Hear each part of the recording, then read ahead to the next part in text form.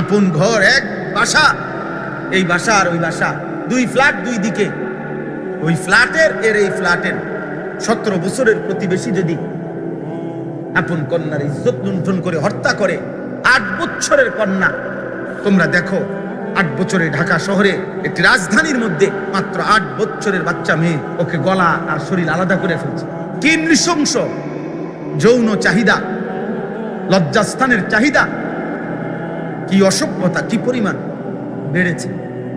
তার মানে ওই যে অব্যাহত নারী ছবি, অস্থিরতা, রাতভর উলঙ্গ ছবি দেখা, দিবানিশি মোবাইলে পড়ে থাকা, যার কারণে যৌন চাহিদা হয়ে গেছে কুত্তার মতো, যৌন চাহিদা হয়ে গেছে শুকুরের মতো, যার কারণে যা পাইতেছে সামনে চাচ্ছে যে সব সিরা বিড়ালাইতে। প্রিয় ভাই আমার, একজনই ফেরো।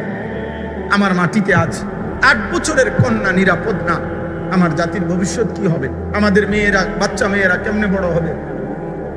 তোমাদের ছোট বোন বড় হবে কেমনে আব্বা? বলো, তোমাদেরও তো অসংখ্য ভাই, তোমাদের ঘরেও তো ছোট বোন আছে।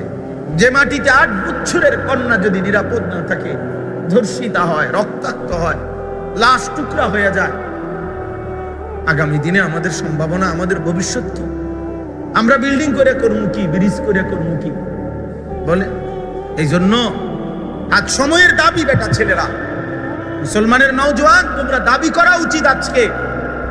এটা সরকারি দল বিরোধী দলের বিষয় না, এটা বিএনপি জামাত ইসলামের বিষয় না, এটা এই মাটির 18 কোটি মানুষের দাবি হওয়া উচিত যে ধর্ষক, ব্যভিচারী, পরকীয়া আসক্ত এবং ধর্ষকের শাস্তি নগদ কার্যকর হওয়া উচিত। আমাদের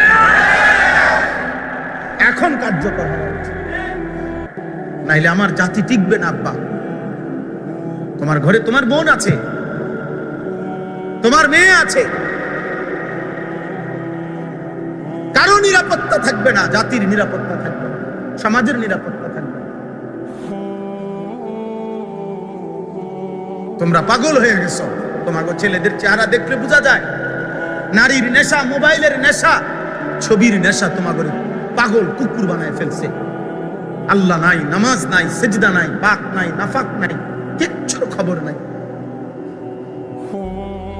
সারাক্ষণ কোন দুষ্ট শয়তান বেঈমানে তোমাকে বুঝাইছে যে সারাক্ষণ চুল নিয়ে ব্যস্ত থাকবা।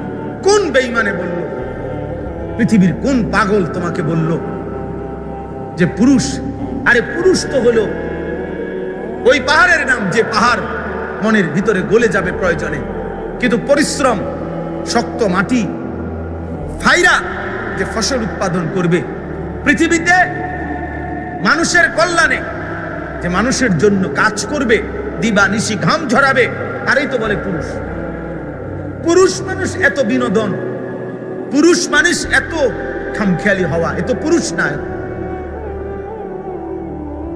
এ তো অন্য জাতি হলে ভালো হইতো, এ তৃতীয় লিঙ্গ হলে ভালো হইতো। দুনিয়াও চিনলা না, আখিরাতও চিনলা না, না নামাজ পড়ো, না কোনো ভালো কোনো উপার্জনের চেষ্টা করো, কিছুই না।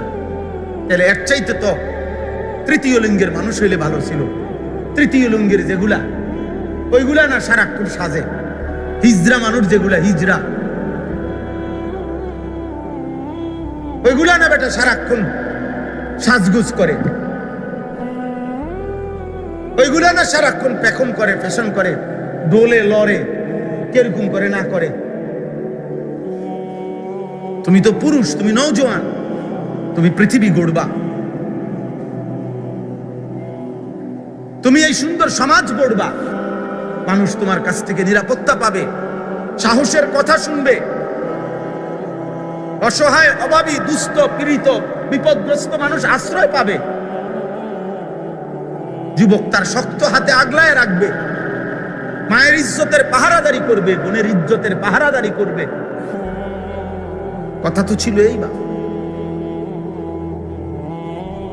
17 বছরের মুসলিম যুবক মোহাম্মদ ইবনে কাসেম এক বোনের ইজ্জতের বদলা নেওয়ার জন্য আরব দেশ থেকে এসে আমাদের এই হিন্দুস্তান, ভারতে প্রথম আক্রমণ করেছিলেন 712 খ্রিস্টাব্দে। সেই হাত ধরেই, ওই 17 বছরের যুবকের হাত ধরেই এই ভারতীয় উপমহাদেশে ইসলাম। বোঝেন নাই? ভারতীয় উপমহাদেশ ইসলাম আজকে এই বাংলাদেশ, ভারত, পাকিস্তানের এই কোটি কোটি মুসলমান, এই দাড়ি টুপি, এই মসজিদ মাদ্রাসা, এই আল্লাহর জিকির বন্দিগির সমস্ত আয়োজন ওই 17 বছরের যুবকের হাত ধরে। সেই উদ্বোধন করছে প্রথম রাজা দাহিরকে পরাজিত করে সিন্ধুতে ভারতের কালেমার পতাকা উড়াইছে। হ্যাঁ, আমাদের এই বাংলা মুলুকে সর্বপ্রথম এই মুসলমান, আজকে আমরা যারা, আমাদের পূর্বপুরুষদের অবদান, এর মধ্যে উল্লেখযোগ্য ব্যক্তি ছিলেন ইখতিয়ার উদ্দিন মোহাম্মদ বিন বখতিয়ার খিলজি রাহমাতুল্লাহ আলাইহি। মুসলিম যুবক তিনি, সুদূর আফগান থেকে এসে এই বাংলাদেশে ইসলামের পতাকা উড়াইছে। আফগান সীমান্ত থেকে আসছেন, এত লম্বা এত পথ দূরত্বের থেকে আসছেন, আর এত দ্রুত গতিতে ঘোড়া চালাইছেন যে ওনার কাফেলায় উনারে আর ধরতে পারে নাই। সর্বশেষ ওনার সাথে ঘোড়া চালাইয়া 17 জন মাত্র টিকছেন, বাকিগুলো সব পিছনে পড়ে গেছে। রাজা লক্ষণ সেনকে পরাজিত করে তিনি ইসলামের পতাকা এই বঙ্গভূমিকে উড়াইছেন। আমাদের ইতিহাস আছে, আমাদের ইতিহাস সংগ্রামের, আমাদের ইতিহাস ঐতিহ্যের, সব ছিল আমাদের।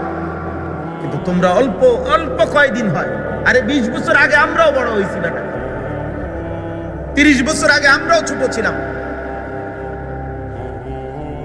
কিন্তু তোমরা এখন এসে এক সাইজের ছেলে পেলে যে পরিমাণ অসভ্যতার নোংরামি করছ, এটা গত 30 বছর আগের যুব সমাজ করে নাই। আমি নাফরমানি একসাথে শুরু করি, একটা মহল্লার একজন আরেকজনকে ডাকাডাকি করে তোমরা গুনাহ করছো। 10 জন 20 জন একসাথে মোটরসাইকেলের প্রতিযোগিতা করছো, 10 জন 20 জন একসাথে মোবাইলের প্রতিযোগিতা করছো।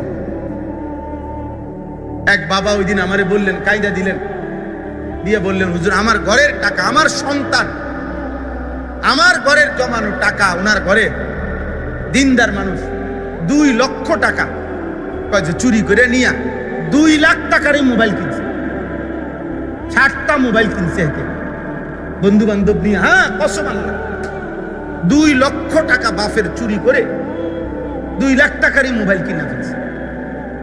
7টা মোবাইল কিনছে, বন্ধুদেরকে সবারই দিছে, সবাই মিলে আড্ডা দিব।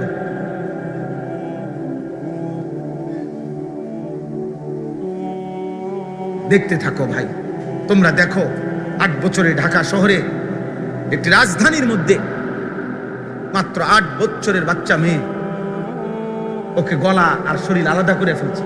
কি নৃশংস যৌন চাহিদা, লজ্জাস্থানের চাহিদা, কি অসভ্যতা, কি পরিমাণ বেড়েছে। তার মানে ওই যে অব্যাহত নারী ছবি, অশ্লীলতা, রাতভর উলঙ্গ ছবি দেখা, দিবানিশি মোবাইলে পড়ে থাকা, যার কারণে যৌন চাহিদা হয়ে গেছে কুত্তার মতো, যৌন চাহিদা হয়ে গেছে শুকরের মতো,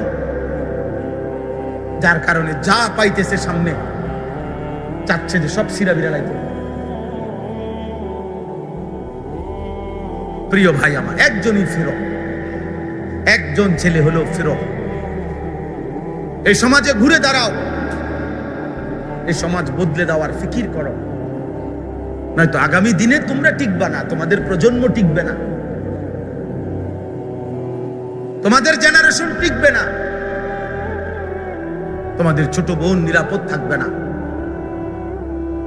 তোমাদের কন্যা নিরাপদ হবে না, তোমরা নিরাপদ স্ত্রী পাবে না। তোমার বয়সী, তোমরা যদি সারাক্ষণ মোবাইলে পড়ে থাকো, তোমার বয়সী মেয়েটা অথবা তোমার চাইতে ইমিডিয়েটলি ছোট যেই মেয়ে বড় হইতেছে, ও যদি মোবাইল দেখে বড় হয়, ও যদি অন্য ছেলের সাথে হারাম সম্পর্ক করে বড় হয়, আগামী দিনে 20 বছর পরে, 10 বছর পরে চরিত্রবান পবিত্র নারী তোমরা কোথায় দিলে? বলো না ভাই? তোমাদের নিজের প্রয়োজনের সময় হালাল পবিত্র স্ত্রী মিলবে কোথায়? বুঝেন নাই হিসাবটা? আজ যদি এমন হইতো গুনাহ শুধু আমি করছি আর কেউ করছে না, এমন তো না। আমরা এই জন্য অনুরোধ করলাম, আমি এটাই বুঝাইতে চাইলাম, ইবাদত পৃথিবীর প্রত্যেকটা জাতির জন্য আল্লাহর বন্দিগি, আল্লাহর গোলামি, আল্লাহর ইবাদত আল্লাহ তাআলা নির্ধারণ করেছেন। এবং এটা সহজ বিষয়, আল্লাহকে মানা সহজ, কোরআন মানা সহজ, ইসলাম মানা সহজ। পরিবেশ পরিস্থিতির সাথে, যুগ চাহিদার সাথে ইসলাম মানানসই। কোরআনের কোনো বিধান বেমানান না। রাসূলুল্লাহ সাল্লাল্লাহু আলাইহি ওয়াসাল্লামের এক বিন্দু সুন্নাত সমাজের বাস্তবতার সাথে অপ্রাসঙ্গিক নয়, অপ্রাসঙ্গিক না, যৌক্তিক, ইনসাফপূর্ণ, ভারসাম্যপূর্ণ। ইসলাম ভারসাম্যপূর্ণ। আজকের পৃথিবীর কারো কাছে ভারসাম্যপূর্ণ কোনো মতাদর্শ নাই। পুঁজিবাদ, গণতন্ত্র, সমাজতন্ত্র যা আছে সবকিছু অসম, ভারসাম্যতা নাই। নির্দিষ্ট পুঁজিপতিকে কেবল বড় লোকই বানাচ্ছে, নির্দিষ্ট ফকিরকে কেবল ফকিরই বানাইতেছে। তেলের মাথায় শুধু তেলই দিতেছে। ইতিপূর্বেও যে 100 কোটি টাকা লোন নিতে পারছে, ওমা হেতেরেই সবাই লোন দিতে আছে। আমি লোন দিতে কইতেছি না, মানে বুঝাইতে চাইলাম। অর্থাৎ এখানে নির্দিষ্ট ব্যক্তিকেই শুধু তোষামত করা হইতেছে। ভারসাম্যপূর্ণ ইসলামের যে যাকাতের বিধান, ইসলামের মধ্যে যে কোরবানির বিধান, ইসলামের মধ্যে যে দান সাদাকার বিধান, এই ভারসাম্যতা যদি থাকতো, সমাজে সহনীয় পর্যায়ে ধনী গরিব থাকতো, থাকবে, এখনো থাকবে, কিয়ামত পর্যন্ত থাকবে, কিন্তু সেটা সহনীয় পর্যায়ে ভারসাম্যপূর্ণ থাকবে। ব্যবধান এত না, একজনের 100 কোটি টাকা, আরেকজনে ভিক্ষা করে হাত পাততেছে, সে 1 লোকমা খাবার জোটে না। এই অসম ব্যবধান আজকের আধুনিক বিশ্ব, ইউরোপ, এই পুঁজিবাদ, এই বস্তুবাদ এরা করছে। আমরাও আলহামদুলিল্লাহ প্রতিনিয়ত পড়ি। গোটা পৃথিবীর শেষ আধুনিকতাটাও আমরা পড়ার চেষ্টা করি। অতএব এটা কোনোদিনও আমাদেরকে ভারসাম্য আনবে না। আমাদের দেশের না, সারা পৃথিবীর এই সংসদীয় এবং চলার পথের এই যত কিছুর আইন, সব ব্রিটিশের আইন, এগুলা ট্রেনের লাইনের মতো। ট্রেনের যে লাইন, ট্রেনের লাইন বোঝে না, ট্রেনের যে রাস্তাটা, এটার নিয়ম কি? ট্রেনের মধ্যে যদি পৃথিবীর সবচেয়ে শ্রেষ্ঠ ড্রাইভারও বসে, চালক, যত বড় চালকেই বসুক, চালাইতে হবে নির্দিষ্ট এই দুই লাইনটার উপর। আপনি যত দক্ষই হন, আপনি ওটার ডাইন বামে নিতারতেন, তাইলে ট্রেন চলবে। এই আইন কানুনের জাতা কলে এগুলো এমন সিস্টেম, সবচেয়ে দক্ষ অভিজ্ঞ ব্যক্তিও যদি, সবচেয়ে ইনসাফপূর্ণ ব্যক্তিও যদি ওই মসনদে বসে, ক্ষমতার গদিতে বসে, চাক্কা তো লাইনটা তো হইলো ট্রেনের লাইন, সে এটার ব্যতিক্রম যাইতে পারবে না। সে ব্যতিক্রম যাবে কেন? ব্যতিক্রম একটাই, সব ভেঙে ইসলামকে কায়েম করা। যদি ব্যতিক্রম কিছু করতে হয়, সব ভেঙে দাও, আল্লাহর দ্বীন জিন্দা করো। কোরআনই একমাত্র ব্যতিক্রম, কোরআনই একমাত্র ভারসাম্য। এই জন্য গোটা পৃথিবীর প্রতিপক্ষ, পৃথিবীর সমস্ত কাফের, বেঈমান, মুশরিক, মুনাফিক, মুরতাদ, নাস্তিকের প্রতিপক্ষকে ইসলাম। বলেন না কি? কোরআন। আর কোন ধর্ম আমেরিকার প্রতিপক্ষ নেই, ইউরোপের, ইসরায়েল, অন্য কারণে নিয়ে মাথা ব্যথা নাই, কারো কোনো মাথা ব্যথা নেই। মাথা ব্যথা কাকে নিয়ে? ইসলাম নিয়ে। ইসলাম এই পরশুদিন ইউরোপের একটি দেশে নারীরা বিদ্রুপ করার জন্য, এই 2 দিন হয়, আপনার খোলা মঞ্চে, নাচের ওপেন মঞ্চে, ওপেন খোলামেলা, আপনার 3 জন নারী একদম বোরখা পরে, হিজাব পরে, একদম আমরা মুসলিম মহিলারা যেভাবে কালো ঢিলে ঢালা হিজাব পরে, মুখ চোখ ঢাইকা চোখ খোলা থাকে, এরকম কইরা স্টেজে আসছে সবার সামনে। আইসা আবার এটা সবার সামনে খুলে ফেলাই দিছে কাপড়টা, মানে বোরকাটা খুলছে, আরে পুরা ওই সাদা গায়িকা নায়িকা নর্তকীর পোশাক যেটা, ওইটা তার ভিতরে। এবার সবাই হাসতেছে, হাততালি দিতেছে, মানে বিদ্রুপ করছে ইসলামের বোরখা। আর জানে প্রতিপক্ষ ইসলাম।